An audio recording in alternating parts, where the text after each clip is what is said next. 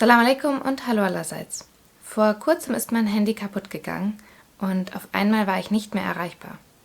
Es gab, wenn ich mal 5 Minuten auf jemanden warten musste, kein Handy, mit dem ich mich ablenken konnte.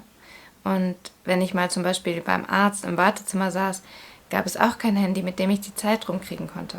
Ich saß da und hatte Zeit zum Nachdenken. Und dabei ist mir aufgefallen, dass wir es heutzutage nicht mehr gewohnt sind, da zu sitzen und nachzudenken und mit unseren Gedanken alleine zu sein. Sogar wenn uns vielleicht in dem Moment langweilig ist, gibt es immer einen Gedanken oder einen Gedankengang, den wir sicherlich mal aufgeschoben haben oder zu dem wir keine Antwort hatten, eine Frage, zu der wir keine Antwort hatten. Und über diesen kann man dann nachdenken. Und genau das ist so wichtig, dass wir uns mit unserer Gedankenwelt beschäftigen und auseinandersetzen. Denn am Ende entscheiden unsere Gedanken, wer wir sind. Denn erst kommt der Gedanke und dann die Handlung. Unser Handeln wird von den Gedanken bestimmt. Doch genau dafür ist das Handy ja da, um uns von unseren Gedanken und von der Auseinandersetzung mit unseren Gedanken abzulenken und nicht zuzulassen, dass wir an uns selber arbeiten. Ich habe auch gemerkt, wie abhängig man vom Handy ist. Telefonnummern sind alle auf dem Handy gespeichert, sogar die wichtigsten. Terminkalender findet auch größtenteils auf dem Handy statt. Erreichbarkeit für Schulen und Kindergärten über bestimmte Apps auch auf dem Handy. Und auch die Erreichbarkeit für Privatpersonen oder Gruppen findet alles über diese Apps statt. Also unser gesamtes Leben findet auf dem Handy statt. Und gefühlt auch zwingt die Gesellschaft uns geradezu in diese Abhängigkeit vom Handy. So, genug dazu. Kommen wir jetzt zu einigen Dingen, die wir tun können, um uns von dieser Abhängigkeit vom Handy zu lösen und wieder im Hier und Jetzt zu leben. Erstmal einige praktische Sachen, die vielleicht beim allerersten Mal etwas Zeit in Anspruch nehmen, aber langfristig wirklich unser Leben erleichtern werden. Und zwar einmal alle wichtigen Telefonnummern notieren. Also sei es in einem Adressbuch oder in einem Telefonbuch oder auf irgendein Blatt, aber alle Nummern notieren. Und zweitens einen schriftlichen Terminkalender führen. Also nicht nur alle Termine und alle wichtigen Dinge im Terminkalender auf dem Handy speichern, sondern auch einen schriftlichen Terminkalender führen. Dann etwas, was wir grundsätzlich tun sollten, und zwar immer ein Buch mit uns führen.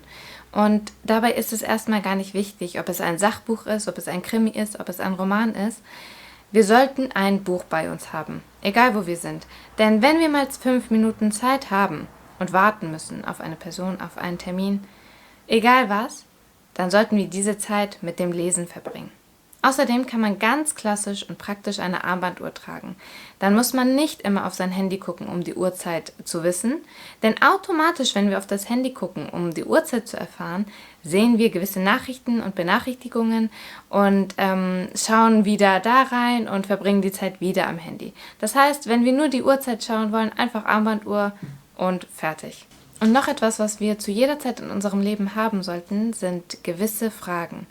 Fragen an uns, die wir an uns selber stellen wollen oder über uns, Fragen, die wir jemand anderem stellen wollen oder Fragen über ein bestimmtes Thema. Denn es kann sein, dass wir mal kein Buch zur Hand haben.